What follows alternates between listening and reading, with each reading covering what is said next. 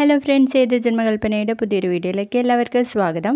അങ്ങനെ നമ്മുടെ ശ്രുതിയെ വിളിച്ച അശ്വിൻ പറയും ഞങ്ങൾ അങ്ങോട്ട് വരുന്നുണ്ടെന്നുള്ള കാര്യം. അച്ഛമ്മയാണെങ്കിൽ ടെൻഷൻ അടിച്ച് അങ്ങോട്ടും ഇങ്ങോട്ടും നടക്കുമ്പോൾ നമ്മുടെ അശ്വിൻ ചെന്ന് പറയുന്നുണ്ട്, അച്ഛമ്മ ഇതുവരെ മാറ്റിയില്ലേ, നമുക്ക് ശ്രുതിയുടെ വീട് വരെ പോയിട്ട് വരാമെന്ന് പറയണേ. നിനക്കെന്താ ഈ രാത്രി തന്നെ എന്നെ കൊണ്ടുപോകണമെന്ന്? അതിനൊരു കാരണമുണ്ട് അച്ഛമ്മ. ഞാൻ ശ്രുതിയെ ഇഷ്ടപ്പെടാൻ ഒരുപാട് കാരണങ്ങളുണ്ട്, അത് അച്ഛമ്മയ്ക്കും ബോധ്യപ്പെടണം എന്ന് പറയണേ. എന്നിട്ട് പറയും, അച്ഛമ്മ വിചാരിക്കുന്ന പോലെ ഒരു തൻ്റെടിയോ ഒരു അഹങ്കാരിയോ ആയ കുട്ടിയല്ല ശ്രുതി. അവള് ചെറുപ്പത്തിൽ തന്നെ എന്നെ പോലെ അച്ഛനും അമ്മയും നഷ്ടപ്പെട്ട ഒരു കുട്ടിയാണ്. അതിനുശേഷം അവളുടെ അമ്മയുടെ ചേച്ചിയാണ് അവളെ വളർത്തിയത്. അവൾക്കവർ അച്ഛനും അമ്മയും തന്നെയാണ്, അവർക്കും അങ്ങനെ തന്നെ എന്നങ്ങ് പറയുന്ന നേരത്ത് നമ്മുടെ അച്ഛമ്മ ഞെട്ടിപ്പോവാൻ കേട്ടോ. എന്താ നീ പറഞ്ഞത്? ശ്രുതി അപ്പോൾ അനാഥ കുട്ടിയാണോ?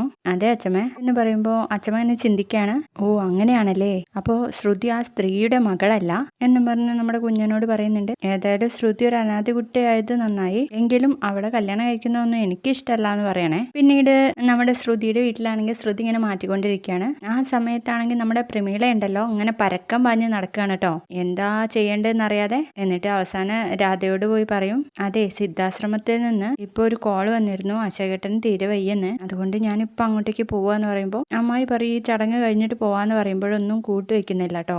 അത് പറ്റില്ല, എന്നെ കാണണം എന്ന് പറഞ്ഞു, ഞാൻ പോയിട്ട് വരാം, പെട്ടെന്ന് വരാന്നൊക്കെ പറഞ്ഞിട്ട് പോവാണ് കേട്ടോ. അങ്ങനെ മുന്നിലൂടെ ഇറങ്ങാൻ വേണ്ടിട്ട് പോകുമ്പോഴാണ് അശ്വിന്റെ കാർ അങ്ങോട്ടേക്ക് വരുന്നത്. അത് കണ്ട് വേഗം ഉള്ളിലേക്ക് വരുമ്പോൾ നമ്മുടെ ശ്രുതി പറയുന്നുണ്ട്, ഇനി അവരേതായാലും വന്നല്ലോ, നീ ഈ ചടങ്ങ് കഴിഞ്ഞിട്ട് പോവാന്ന് പറയുമ്പോൾ വീണ്ടും പ്രമീള പറയുന്നുണ്ട്, അത് തീരെ പറ്റില്ല, നിങ്ങൾ അവരോട് പറഞ്ഞാൽ മതി എന്ന് പറഞ്ഞിട്ട് ഞാൻ പിന്നാമ്പുറത്ത് കൂടെ പോവാന്ന് പറഞ്ഞാൽ അവരങ്ങ് പോവാണ് കേട്ടോ. അങ്ങനെ അച്ഛമ്മയും എല്ലാവരും കൂടി വരുന്നുണ്ട്.